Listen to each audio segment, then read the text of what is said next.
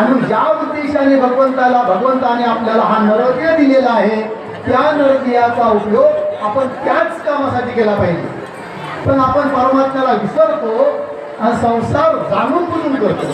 खरं तर संसार हा प्रारब्धाने होत असतो आणि परमार्थात प्रयत्नाने करावा लागतो. पण माणसं परमार्थ ठेवतात प्रारब्धावर आणि संसारासाठी करतात प्रयत्न. इथेच आपलं गणित चुकतं. ते गणित चुकू नये. एकदा का जर गणित चुकलं तर किती मोठी हानी होते, भयंकर हानी होते. महती विनष्टी यचेत अवेदित अपसत्यमस्ती नोचेत या वेदित महती विनष्टी. जर या मनुष्य जन्माला येऊन आपण परमात्म तत्वाचा साक्षात्कार करून घेतला तरच आपलं कल्याण आहे. आणि जर आपण देवाची ओळख करून घेतली नाही तर पुन्हा आपल्याला जन्ममरण रूपी संसारात भोग संसार तो प्राप्त होणार आहे आणि 84 लाख योनी प्राप्त होणार आहे. म्हणून सर्व साधू संत हेच सांगतात का पंढरीसी दारे आल्यानो संसारा.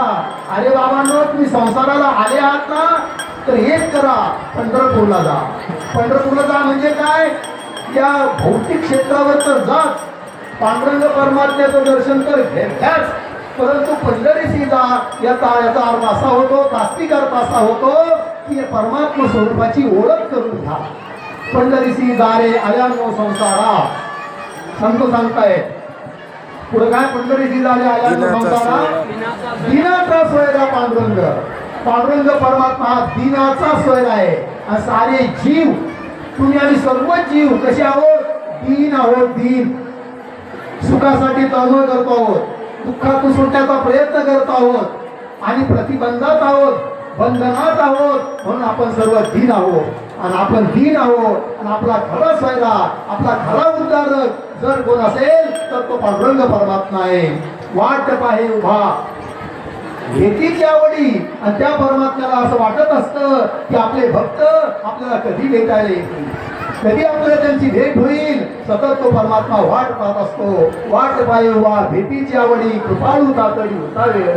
आणि भक्तावर कृपा करण्यासाठी त्याला विलंब लागत नाही. जेवढ्या आपल्या अंतःकरणाचा अधिक प्रवाह पांडुरंग परमात्म्यात नसेल तेवढ्या अधिक रीतीने तो आपल्याला भेटत असतो आणि आपला साक्षात आपल्या स्वरूपाचा साक्षात्कार करून देत असतो. तेने नारायण वाट पाहे वा भेटीची आवडी कृपाळू तातडी होता वेळ. आणि जर का त्या पांडुरंग परमात्म्याचा साक्षात्कार झाला तर आणखी लाभ काय, मागील परिहार पुढे नाही सीन झाली या दर्शन एक वेळ. मागील परिहार संचित कर्माची होळी, क्रियमान कर्माचा बाद आणि प्रारब्ध कर्म भोगून संपवायचं आहे. मागील परिहार पुढे नाही सीन, पण केव्हा झाली या दर्शन एक वेळ. आणि तो पांडुरंग परमात्मा इतका दयाळू आहे की आपल्या भक्तांना कळी काळाच्या हातात जाऊ देत नाही, दुसऱ्याच्या हातात जाऊ देत नाही.